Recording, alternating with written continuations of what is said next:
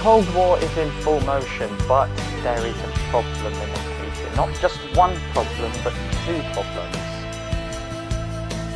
Now, when the Imperial Japanese Empire was dissolved, China got all its land back and it continued its civil war. America puppeted, well, I say puppeted, but they changed the government of Japan. But there's two territories, Vietnam and Korea.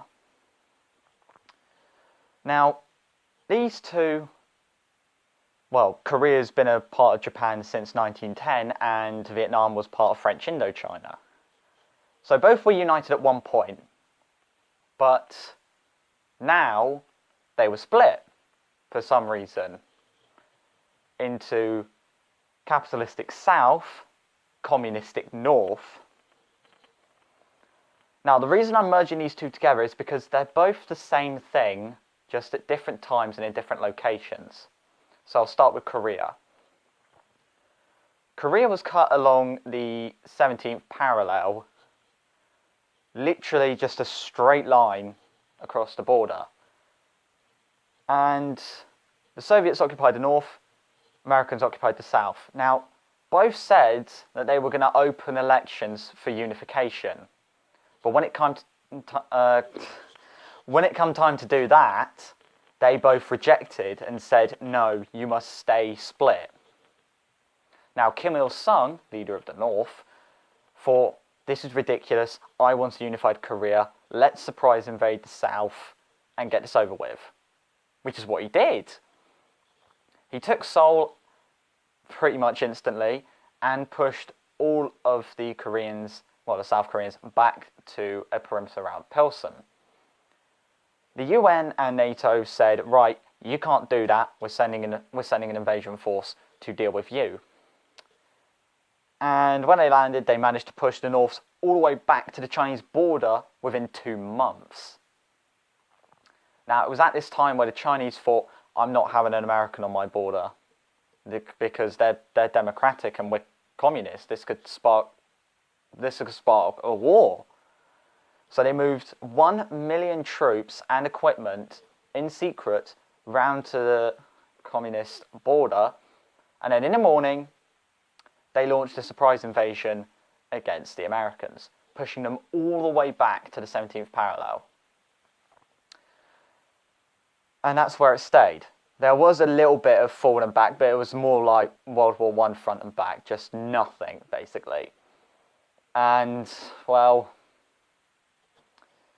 it lasted for 3 years too long and ended up as a stalemate. And it remains, to this day, split, unless you're watching this in, like, 2050 and the North has invaded the South and missiles have been fired and explosions. I have actually got an alternate history video about North Korea uniting the South, which is present day, so I might release that once this series is done. But now to the more controversial Vietnam. Now, America didn't initially start off in the Vietnam War, but with the allegedly staged Gulf of Tonkin incident, it allowed them to send as many troops as they wanted into the South to help.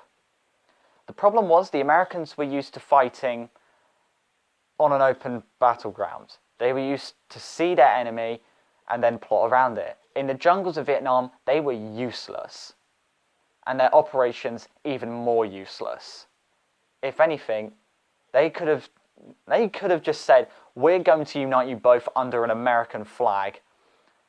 It still would have gone terrible, but they were hated by the South as much as they were the North. And by 1975, the Americans and the South had lost. But unlike in World War II and World War I, where they came home and they were cheering for them, saying, you saved us, you're our hero, you saved our lives, we're eternally grateful. With Vietnam, the veterans returned home and they were shunned.